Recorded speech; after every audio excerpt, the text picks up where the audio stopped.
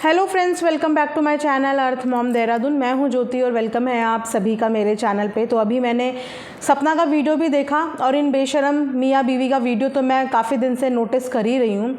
ये लोग इतने ज़्यादा बेशरम हैं कि इतना कुछ होने के बावजूद इनके चेहरे पे एक भी शर्म का निशान नहीं है, एक भी शर्म का निशान नहीं है। इंसान अपनी गलतियों को सुधारता है, अपनी गलतियों से सीखता है, लेकिन इस तरीके से बेशर्मी नहीं करता है। इस तरीके से बेशर्मी नहीं करता है कि तुम्हारी वजह से किसी इंसान जीने मरने की नौबत किसी की आ जाए।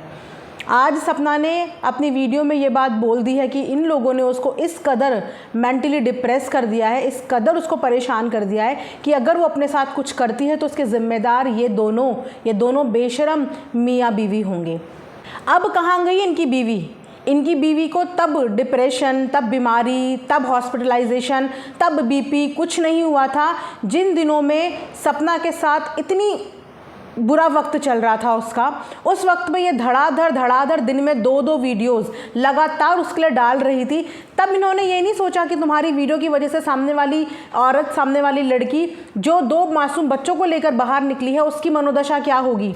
उस वक्त ख्याल नहीं आया और अपने लिए 2 दिन में इंसान हॉस्पिटल पहुंच गया। अब मैं इनकी हॉस्पिटल की पोल भी खोलती हूँ।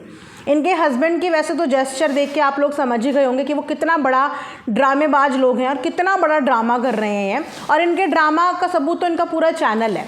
कई दफ़ा ये लोगों से माफ़ी मांगते हैं, कई दफ़ा वो चीज़ें रिपीट करते हैं, बार बार ऐसा करते हैं। ये इनका हमेशा से पैटर्न रहा है।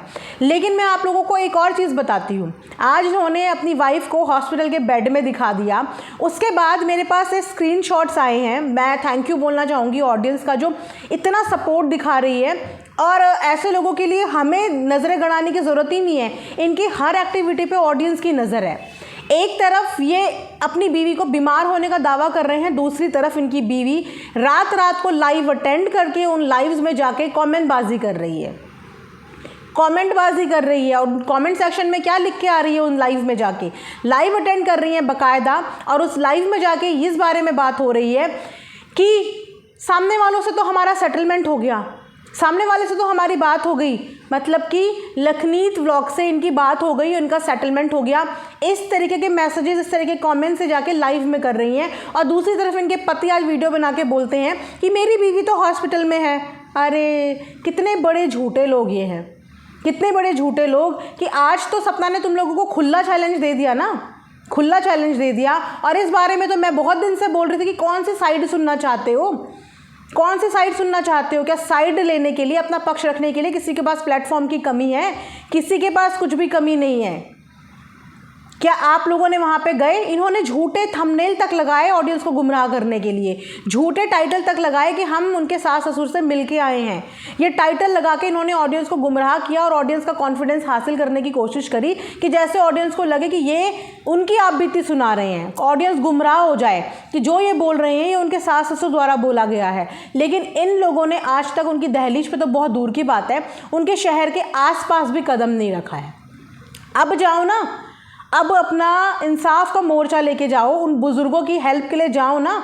अब तो नाम, पता, एड्रेस सब दे दिया है और व्यूज़ से डॉलर्स भी कमा लिए। अब जाओ, अब जाके ग्राउंड लेवल पे जाओ, बात करके आओ, लेके आओ कुछ एविडेंस। तुमने उस औरत को जो परेशान किया है ना, इतने दिनों में जो परेशान किया है, उस परेशानी की सज़ा तो देखो तुम्हें झेलनी पड़ेगी। अब चाहे तुम लोग ड्रामेबाजी करो हॉस्पिटल में एडमिट होने का या कुछ भी करो, लेकिन सपना की आज इस मनोदशा की हालत तुम लोग हो। वो जैसे तैसे अपने घर की प्रॉब्लम से ऑलरेडी डील कर रही थी। यहाँ पे पूरा यूट्यूब उनको सपोर्ट कर रहा है, पूरा यूट्यूब उनको मोटिवेट कर रहा है, और ये नालायक बेशरम हस्बैंड वाइफ उसको इस कदर मजबूर कर रहे हैं कि वो आज अपने आप को कुछ करने की नौबत पे आ गई है। तो याद रखना, अगर सपना को एक खरोंच भी आई ना तो तुम लोग बच नहीं पाओगे। अभी तो शायद तुम्हारे ऊपर 1 या 2 या 10 FIR हुई होंगी। पूरा का पूरा मिलियन की जनता जब तुम्हारे ऊपर केस ठोकेगी ना, तब तुम्हें देखेंगे हम कि तुम कहाँ से बचोगे और कैसे बचोगे। तुमने इस कदर किसी को मजबूर कर दिया। सिर्फ एक साइड का तुम लोगों ने नारा जप लिया। तुमने उसके संस्कारों पे बात कर ली, तुमने उसके कैरेक्टर पे बात कर ली, तुमने उनके माता पिता की परवरिश पे बात कर ली, तुमने उनके पति पे बात कर ली, बिना किसी तीस के अंदर घुसे हुए, बिना कोई चीज़ जाने हुए। क्या तुमने एक बार सपना से कांटेक्ट करने की कोशिश करी? क्या तुमने उनके माता पिता से कांटेक्ट करने की कोशिश करी? तो किस बेस पे तुमने इतना ज़्यादा कैरेक्टर असैसिनेशन, इतना ज़्यादा डिफेमेशन उस लड़की का किया?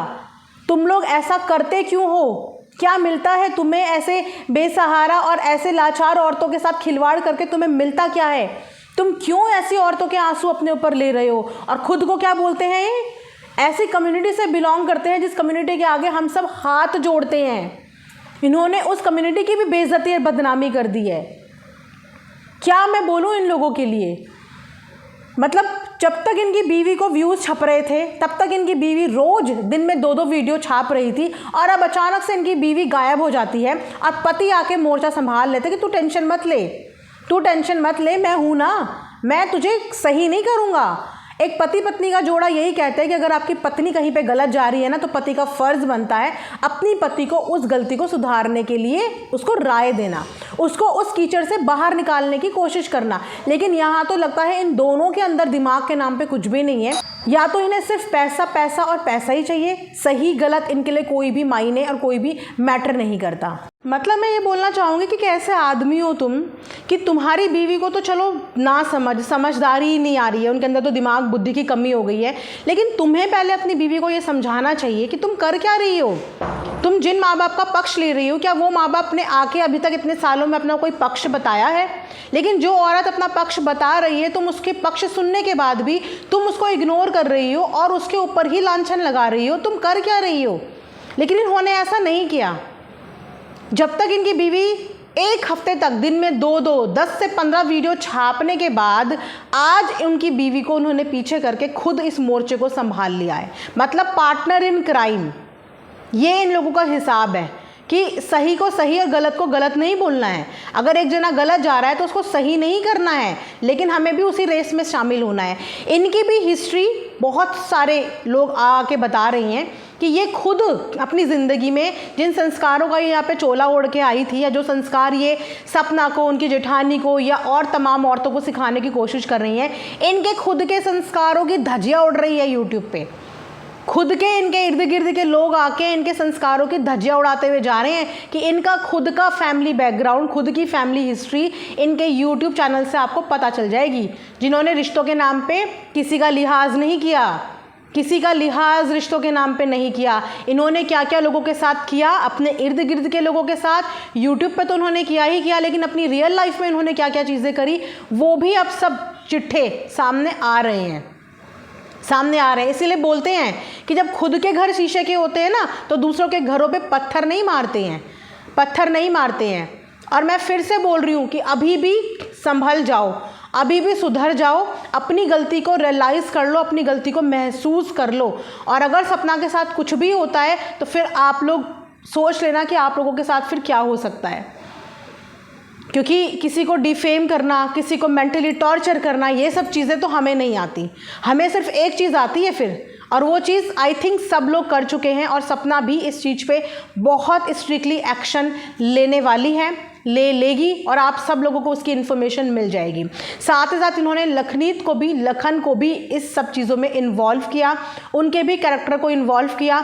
अंशु जो एक नाबालिग बच्ची है उसके कैरेक्टर को इन्वॉल्व किया, और उसका डायरेक्टली इनडायरेक्टली कनेक्शन बताने की कोशिश करी कि कहीं ना कहीं सपना का घर टूटने की वजह, अंशु का उस घर में जाने की वजह लखन के साथ उनके रिश्ते थे, जो कि एक भाई बहन के रिश्ते थे।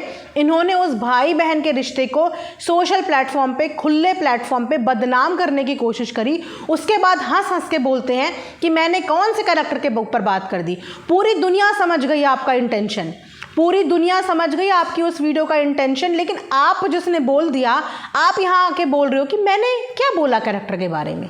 सब कुछ बोल के भी इन्होंने क्या बोला कैरेक्टर के बारे में, है ना, क्या बोला इन्होंने। तो ये कोई बीमार तो पता नहीं हुई, लेकिन कल ये लाइव में पहुंची हुई थी। उस लाइव में भी ये झूठी कहानियां सुना रही थी, फॉल्स नरेशन सेट कर रही थी, वहाँ पे लोगों को भड़काने की कोशिश कर रही थी, उनको झूठी बातें बताने की कोशिश कर रही थी। इनका किसी के साथ भी कोई सेटलमेंट नहीं हुआ है, इनका कोई लखनीत फैमिली के साथ सेटलमेंट नहीं हुआ है, कोई सपना के साथ सेटलमेंट नहीं हुआ है।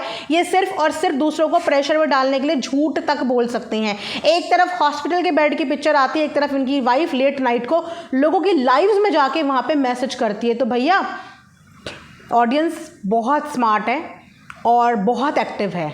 आप जहाँ तक पहुँच भी नहीं पाते हो ना, वहाँ तक ऑडियंस पहुँच जाती है और इसका रिजल्ट आई थिंक इनको मिलना शुरू हो गया होगा। और दोबारा बोलूँगी और प्यार से ही समझाऊँगी कि सपना से और सपना जैसी उन तमाम औरतों से कम इतनी दूरी बना लो कि तुम्हारी आहट और महसूस तक कोई ना कर पाए। सपना जैसी तमाम औरतों के साथ तुम जैसे लोग इतनी दूरी बना लो और किसी का अकेला होने का नाजायज़ फ़ायदा मत उठाओ। जो ट्रोलिंग तुम लोग यहाँ सोशल मीडिया पे करते हो ना, वो ट्रोलिंग एक्सेप्टेबल नहीं है, वो मेंटल टॉर्चर एक्सेप्टेबल नहीं है। तुम लोगों के ट्रोलिंग के चक्कर में कल को निधि कुछ कर सकती थी, आज सपना ने बोल दिया कि वो कुछ करने की कगार पे आ गई। ऐसे और भी लोग हैं जो तुम लोगों की ट्रोलिंग की वजह से अपनी जान मान तक को कुर्बान करने को तैयार हो जाते हैं, क्योंकि तुम लोगों को पता है कि औरत का सबसे कमज़ोर कड़ी होती है उसकी इज्जत। उसकी इज्जत तो बस वो ख़त्म। और इन्होंने लास्ट हथियार सपना के लिए वही निकाला। इनकी बीवी की लास्ट वीडियो वही थी जहाँ पे इनकी बीवी ने बताया था कि मैं नेक्स्ट वीडियो में बताऊंगी कि आखिर सपना के घर में जो चीज़ें हुई उसके पीछे वजह कौन थी, उसके पीछे रीज़न कौन था। और फिर लास्ट वीडियो में इन्होंने अपने मुंह से जो गंदगी बकनी थी, इन्होंने वो गंदगी बकी।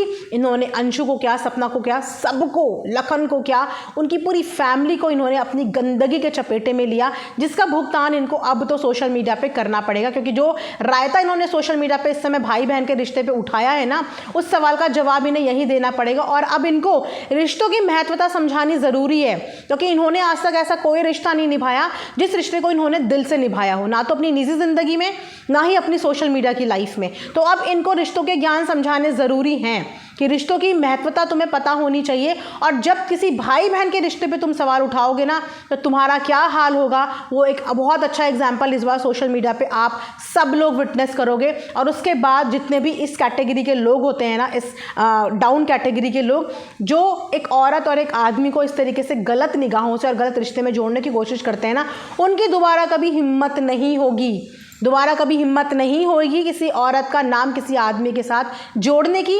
ये आप लोगों को इस बार बहुत अच्छा एग्जाम्पल मिलने वाला है सोशल मीडिया में। तो भर भर के सपोर्ट कीजिए, कमेंट सेक्शन में बहुत सारे कमेंट कीजिए, वीडियो को ज़्यादा से ज़्यादा शेयर कीजिए, इन बेशरम हस्बैंड वाइफ को एक्सपोज कीजिए, इनकी जितनी चीज़ें हैं आप लोग एक्सपोज कीजिए, क्योंकि इन्होंने कसर नहीं छोड़ी औरतों को यहाँ पे बदनाम करने के लिए। जबकि इनको कुछ नहीं पता था, फिर भी इन्होंने सपना को आज इस कगार पे ला दिया कि वो वैसे ही इतनी परेशान है अपनी ज़िंदगी से, और इन्होंने उसकी परेशानी इतनी बढ़ा दी कि सोशल मीडिया पर आज उसको ये बोलना पड़ रहा है कि मुझे अगर कुछ होता है तो ये उसके ज़िम्मेदार हैं। इस तरीके से ये औरतों के साथ खेलते हैं। तो आप सब लोगों को अपनी आवाज़ खड़ी करनी है। जो लोग आवाज़ खड़ी नहीं कर सकते वो लोग कमेंट्स करिए, वीडियो को शेयर कीजिए और ऐसे लोगों को जल्दी से जल्दी एक्सपोज करने में मदद कीजिए। ये वीडियो मैं यहीं पे एंड करूँगी। Thanks for watching earth mom Dehradun.